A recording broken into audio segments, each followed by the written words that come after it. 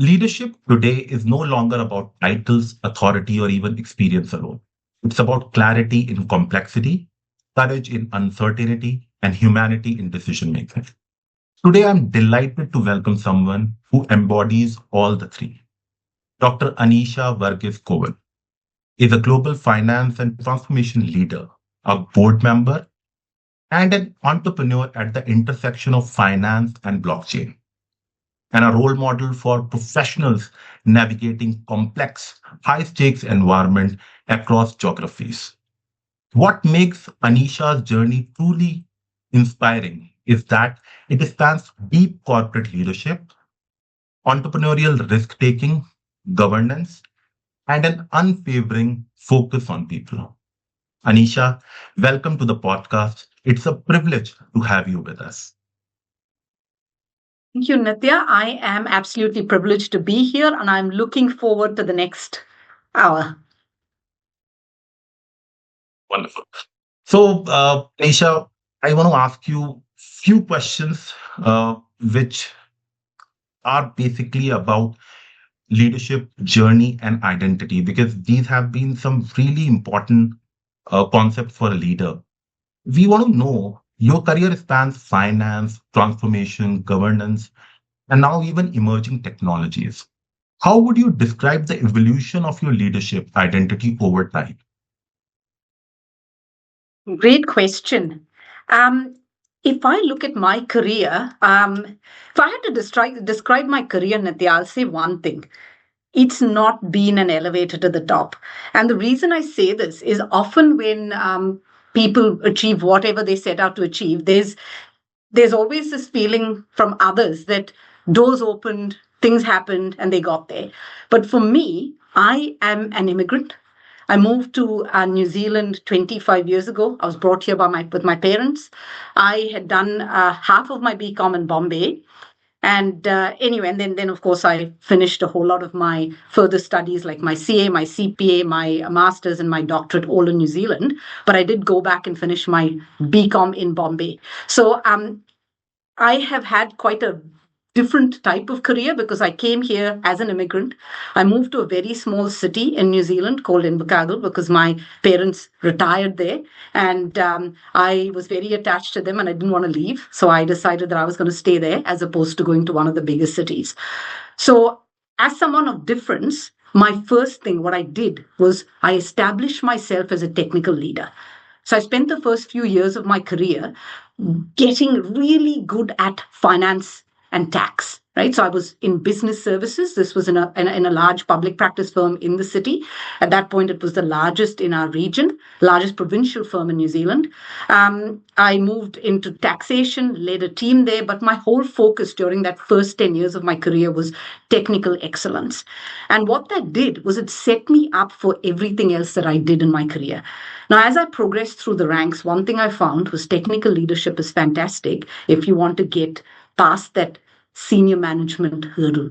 But once you get to upper management and you're sitting in CFO, CEO, or even board roles, it's not the only thing that will move the dial for you. You've got to be a people leader. And there's one thing about being a people leader: you can please everyone, you can get everyone to like you, but that's not enough either. You have to learn how to execute. So that's been my journey. Started off as a technical leader, went into people leadership, learned a few things along the way, and then finally realized that the only way to actually make a difference to both companies that I work with and myself as an individual was to learn how to action things. It's all well and good to find problems. It's all well and good to suggest solutions. The action part, that's where you truly stand out as a leader. Wow, that's a very, very powerful arc. From a role-based leadership to a value-based leadership, I think, and I can actually see the very moment that you described still anchors the way you lead today. And I'm glad that you are a part of our board as well, see through our day-to-day work, how we do it. So now with that, I want to ask you another question, which is somewhere connected to the previous question that I asked. Many a times we have seen leaders struggle with confidence versus competence. Did you ever feel or experience any self-doubt? And if you did, how did you lead through it rather than waiting for the certainty? Again, very good question. You've Like, heard of the imposter syndrome. I suffer from it all of the time, believe it or not, all of the time. I always come in and go, can I do this? Can I actually make a change? Am I good enough? Should I be better? But here's what I found as well, right? So my first 10 years of my career, maybe not even first 10, I've been in finance for about 24 years. My first 15 years of my career was so full of self doubt in a way that I didn't even know was self doubt. It was crippling in the sense that I spent all of that time trying to better myself, always thinking that I can do better. But what I didn't realize is that I was already good. I was always benchmarking myself against something that was impossible, right? And what happens then is you stop yourself from actually flying. Over the last 7 years, I have finally discovered, luckily, I figured this out when I was in my 30s and I didn't wait till my 50s.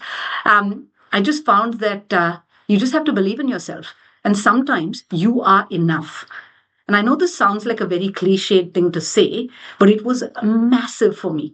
I actually finally realized that I was actually doing way more than many of my peers, and I still thought I was terrible at everything. But I wasn't. I was topping my class in my master's. I got a distinction in my doctorate, but yet I always felt that there was a little bit more to do, and I wasn't good enough. But when that change happened within me, when I suddenly realized that there's no end to learning and learning is a lifelong process, I was actually able to command my net worth. My worth itself has improved, both me as a person and what I get in way of remuneration or whatever it is, the quality of work I do, the trust in myself that I'm doing the right thing when I have it, when I make decisions on behalf of companies or give advice to others, all of that changed. So how did that happen? Sometimes, right, you've just got to stop and believe that you are enough. That's it. Just believe that. But it's a very hard thing to do, Nitya. Because when you're a perfectionist and you want to be the best, you can't stop, you know. But sometimes I believe that that's also set me up for the last 7, 8 years of my career because I took so much effort in the first 10 to 15 years, even 15 years. It kind of gave me the ability right now to say I can deal with any situation because I put myself in a position where I was either forced to learn formally or informally through taking on extra work roles and putting up my hand for things that wasn't even in my job description, just because I thought I need to do that as well. wow, that distinction, especially leading through doubt, not waiting for certainty, is profound.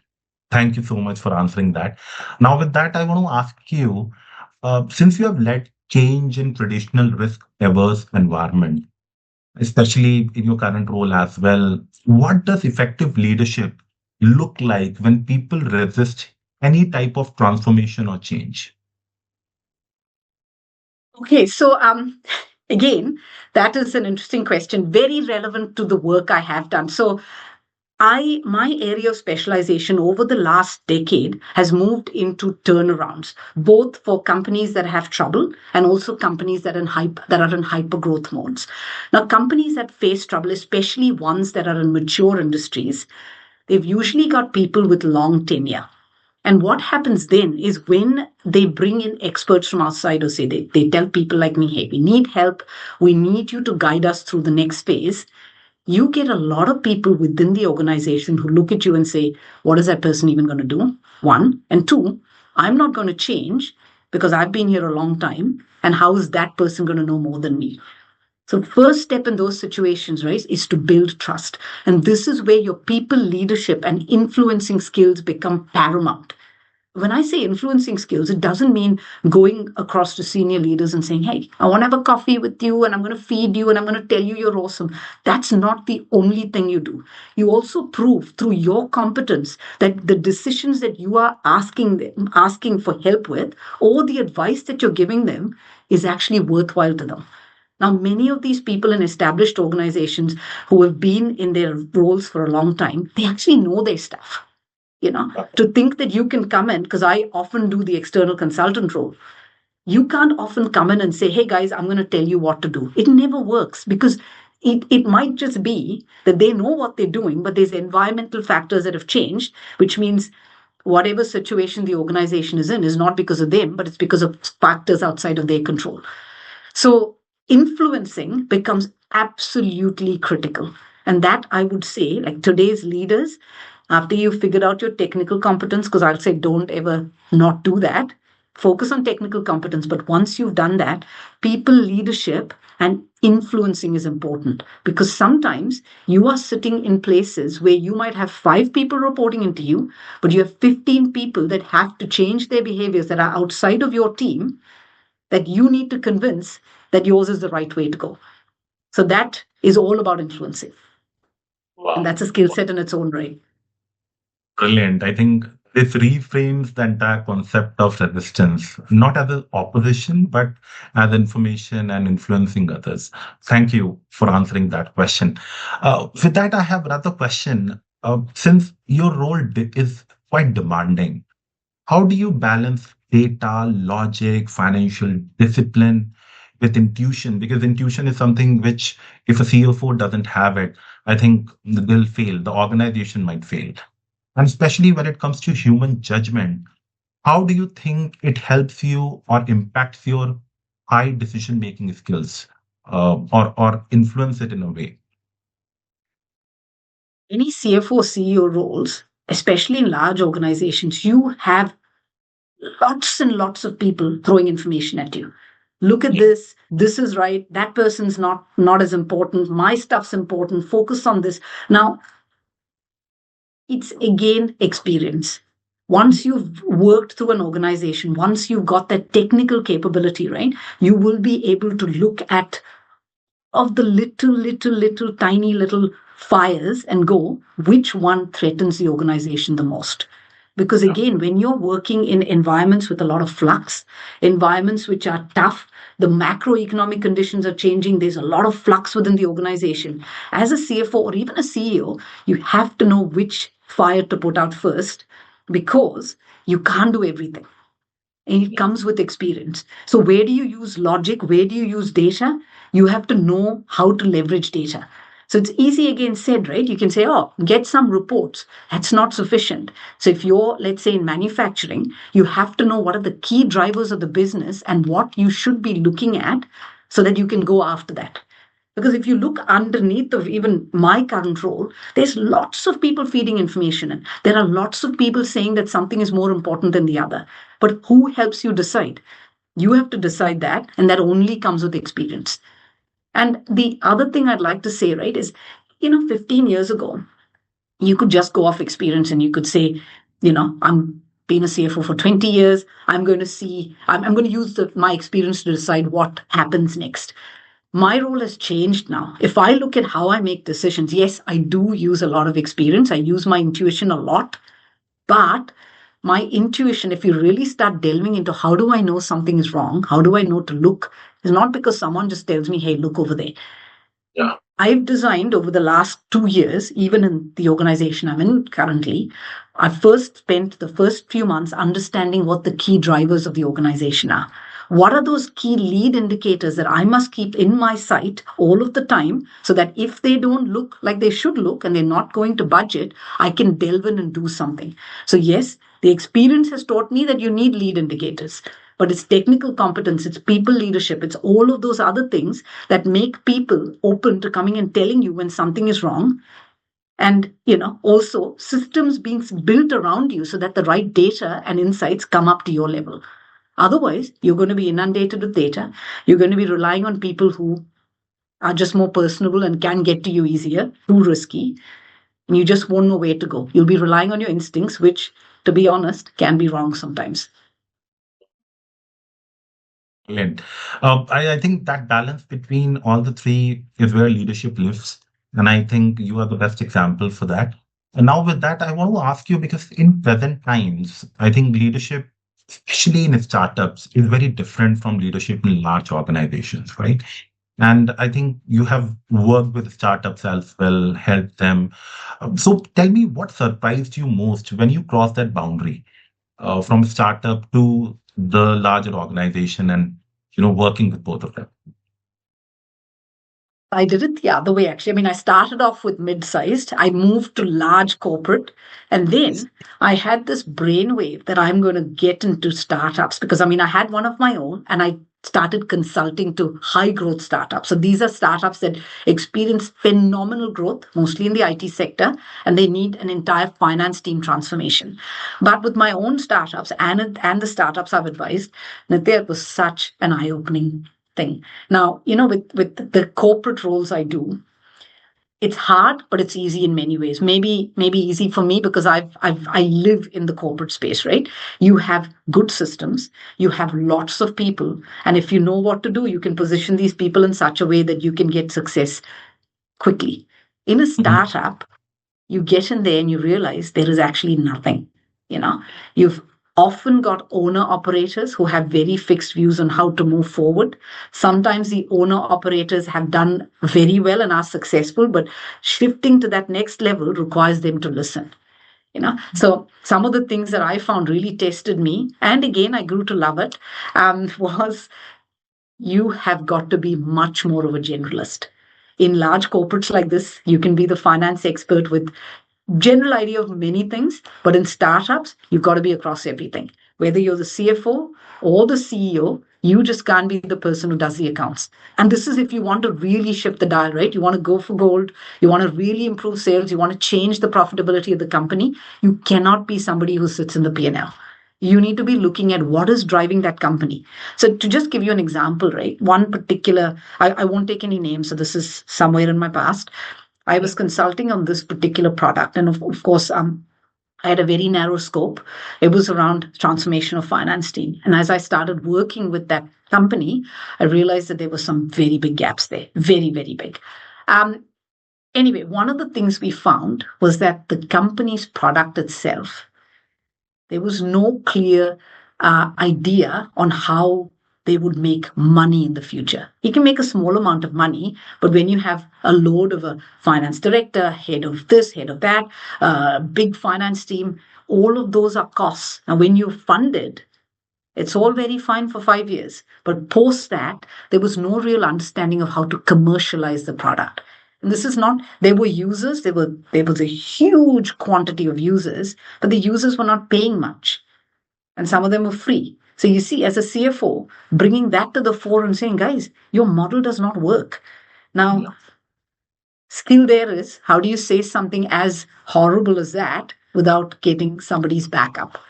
And the end result of that is I had a very good conversation with the COO there, and I just got more work out of it. Now, that wasn't the outcome that I was looking for. I was not looking for more work, but that was an indication of we trust you because you've communicated a message that was really hard pill to swallow.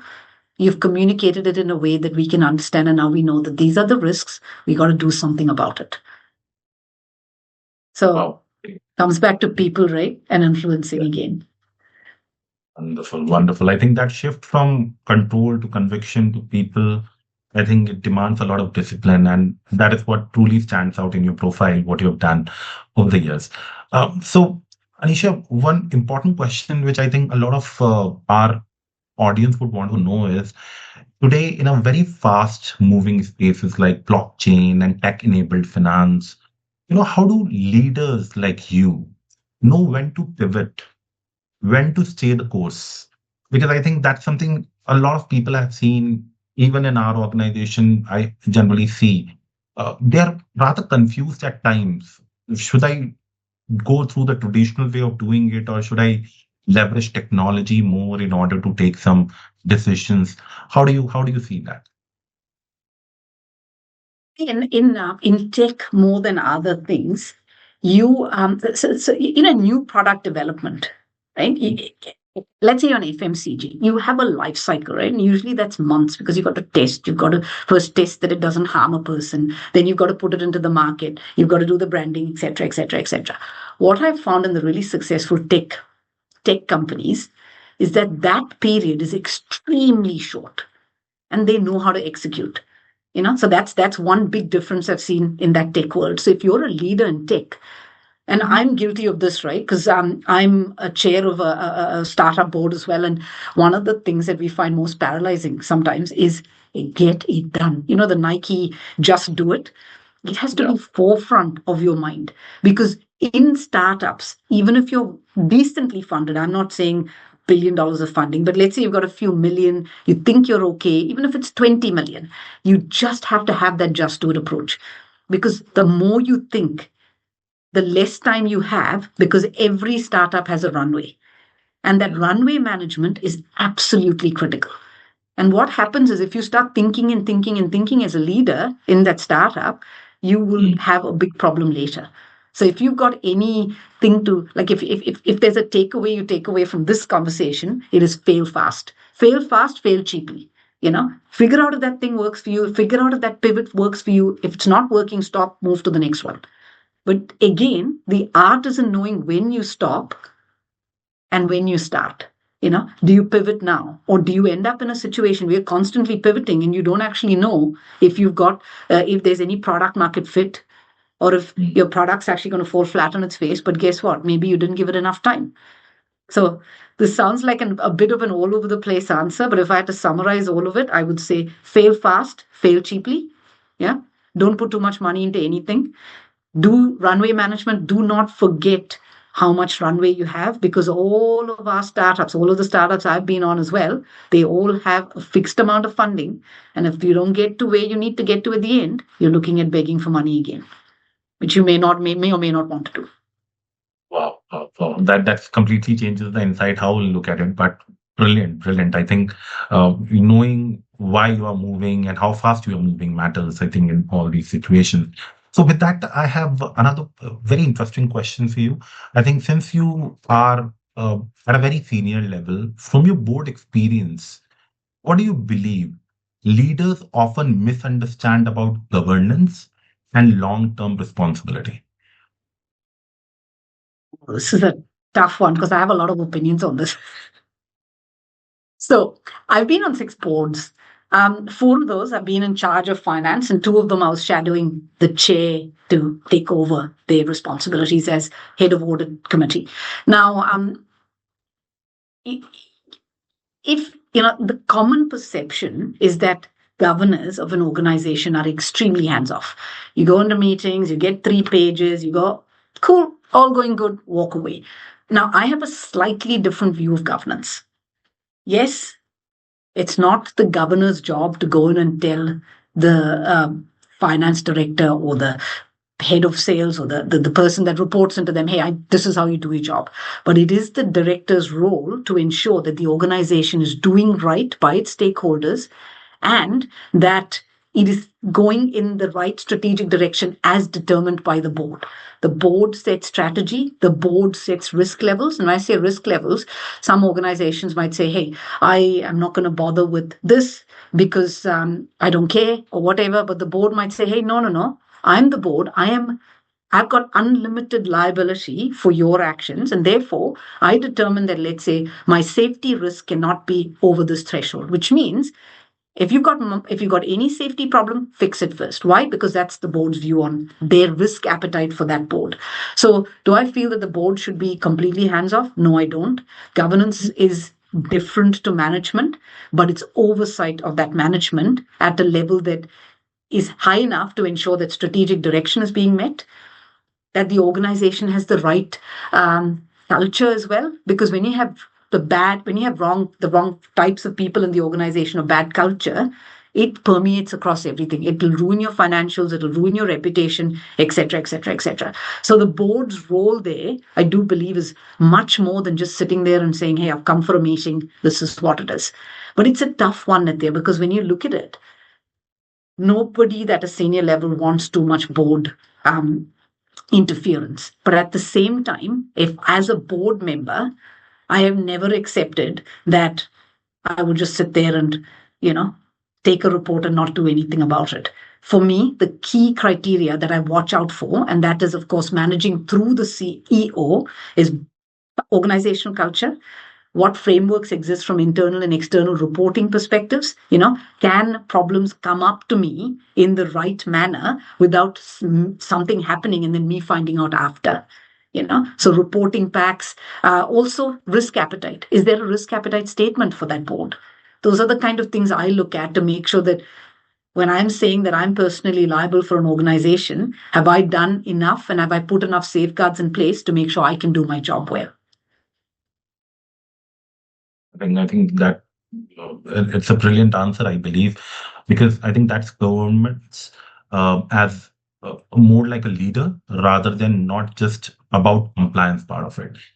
So with that, my other question for you is, since you work with a lot of leaders, how do you identify and develop future leaders, especially those who may not fit the traditional leadership molds which an organization has? How do you do that?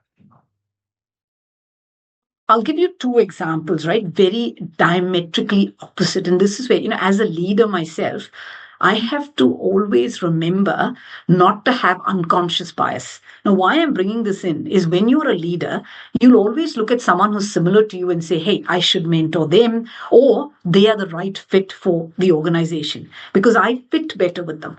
Now, what I've found over the course of my career is that different kinds of people can still be molded for leadership roles because you have to keep an open mind. And it's that diversity that changes the equation for companies.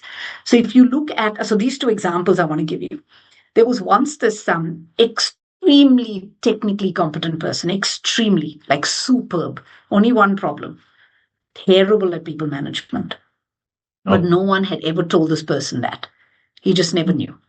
Now, what did I do? I was like, yep, you're technically competent. In fact, so competent that your guidance is required at a senior level. But here's the problem: if the five people had to report into you, you are not going to be able to function because your technical ability is going to reduce because you've now going to have to waste time on something that you don't even enjoy. So the person wanted to progress. So what I did, this is some time back, is we set up a whole framework around them, both internal and external mentoring, to ensure that those gaps are kind of filled. Because your technical leadership is so good, help them with their people leadership, they're going to be a well rounded leader. I had another situation where I had a really charismatic person, extremely charismatic, a lovely human being.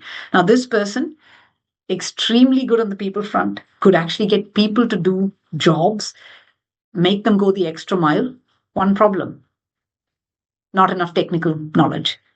Now, you could look at this and say, that's their problem. But no, what I did do is develop a framework for them where they sat in different departments and over a 2-year period got to a level where they are able to apply for the next level of job. But again, so this comes back to the leaders, right? If we as leaders want to encourage diversity in our populations, and I'm not talking just color and gender and whatnot, I'm talking diversity of thought, right? You have to look beyond what is traditionally the leader. You've got to look and say, how do I get these people coming up in the organization? So when I, as a consultant, as a CFO, whatever it is, move on, they can actually take my place and do well in the organization. wow. I think this is how diversity of thought becomes a leadership advantage for individuals. Absolutely. Extremely great answer. I think I was looking for this kind of an answer from you because I think with your experience, I think that really helps us navigate those very, very tricky situations at times. So, another question for you, Anisha. In high performing teams, psychological safety is often talked about, but it is rarely practiced. It is something which people only talk about, but they don't actually practice it. What does it look like in real leadership behavior when we talk about this type of a concept? What's your Freedom take to on it? fail. Freedom to fail. Wow. Wow. Now, Wow. that's again a tough one, right? You tell Yeah. people, especially in large corporates, you tell them, even in mid-sized companies, go and make all the mistakes you can. No, you don't do it that way because that's another recipe for disaster. But you give them the ability to truly make a change and you don't criticize them when things go wrong. And I can tell you this, Nitya, one of the things I mentioned earlier about fail fast, right? I've noticed that companies that think and think and think and do so much preparation before doing anything sometimes have really bad outcomes. because we are living in a world where things are changing so fast. I mean, I look at the world I'm living in right now. I'm in manufacturing, in agribusiness. It changes very slowly, or that's what people think. But here, VUCA, VUCA, volatility, uncertainty, complexity, ambiguity. That's what we talk about on a daily basis here, and that's how fast you have to change. So you want to be encouraging that fail fast mentality using the right information. So it doesn't mean that, oh, I want to go try a project. I'm just going to go and do it. No, go do all the groundwork, but learn how to do it quickly. And that again comes from experience, very, very technically competent people and people who understand how to look at macroeconomic situations outside of your business and micro, which is what's happening within your business. But if you give people that freedom to think right outside of the box, you will get the right outcomes. That's brilliant. I think, and I will agree with you because I worked with a gaming company and I was responsible for their leadership development for the top leaders of that organization. And I know how volatile, how quickly it changes because if there is a new product which is being launched and there are several updates in that product and that happens in rapid time, you don't even know when the next update is going to go live and you have to test it, you have to be on your toes, take all those critical decisions. Now, this is my second last question. Uh, I Take want to all the understand. time you want. Wonderful. So, Anisha, thank you for your patience, first of all. I want to know, looking ahead, especially 5, 10 years of, from today, what leadership capability do you think will matter the most? And what should young professionals start unlearning today? Because I think the process of learning starts with the process of unlearning. So, what do you think is the most important leadership capability parameter which will matter in the next 5 to 10 years? Talking to an old school person, right?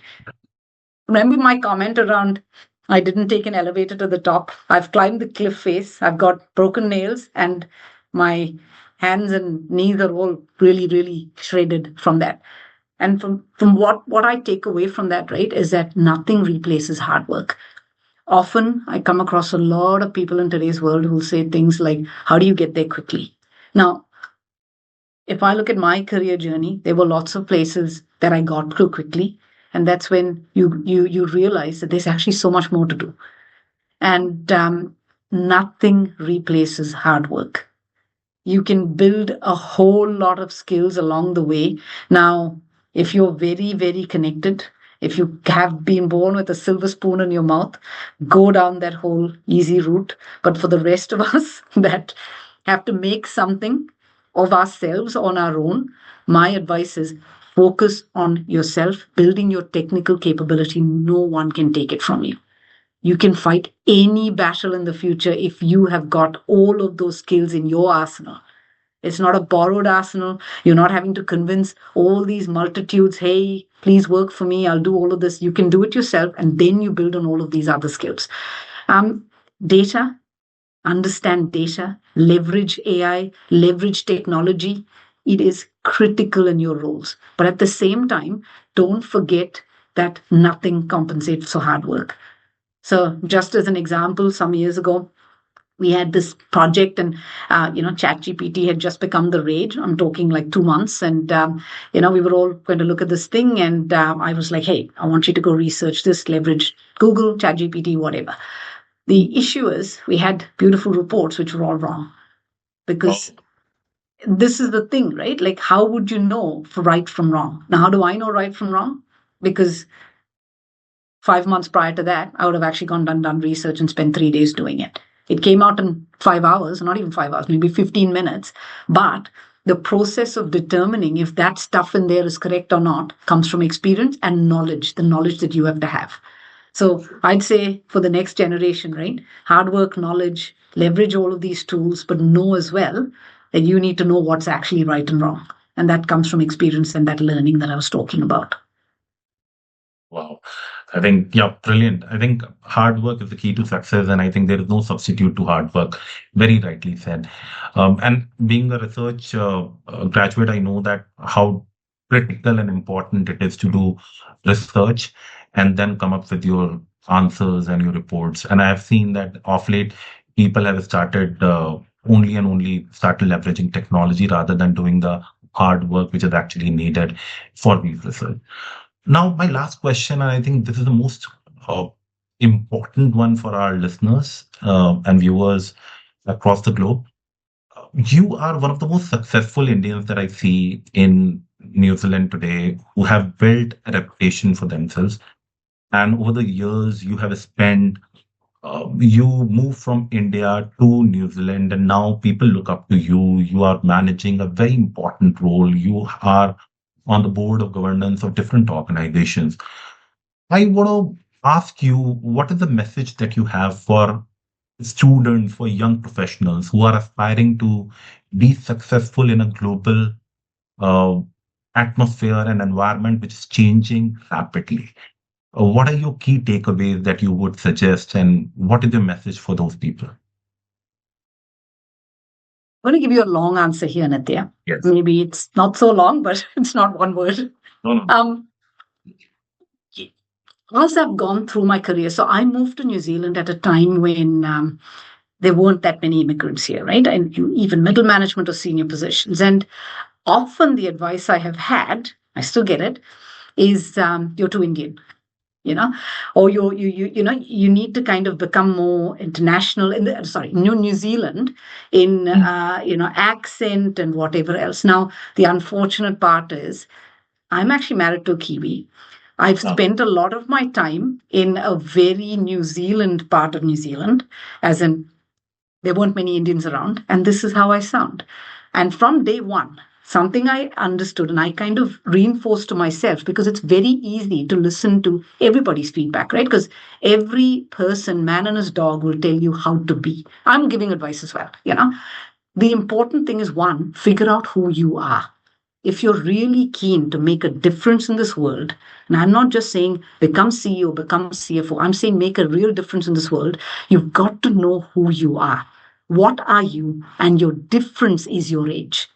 Don't sandpaper it because not all of us can become molds of other people. Some of us have strong personalities. There's nothing wrong with having a different accent, there's nothing wrong with looking different because all of this adds to diversity. Now, my experiences have made me who I am. If I didn't want any of those experiences and I wanted to be in a mold, I wouldn't be where I am right now.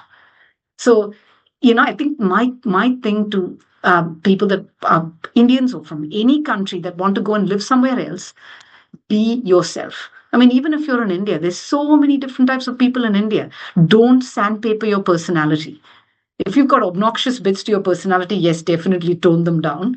But if you are a person who believes in equality, who is not rude to anyone else, is technically competent, can get on with others, be who you are. Embrace your difference. Embrace your cultural difference, embrace your ethnic difference. Just be who you are and you will succeed.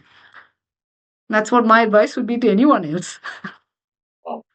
wow, wow, wow, wow. Anisha, thank you for such honest, grounded, and deeply insightful perspectives. I think this conversation reinforces that leadership uh, isn't about having all the answers all the time. It's about asking better questions and leading with integrity. And that is there in your personality. For our listeners across India, New Zealand, and beyond, I think this was a masterclass in modern leadership. Thank you for joining us, and we look forward to more such conversations that shape the future of leadership and talent transformation. Thank you so much. Thank you, Nitya. My pleasure.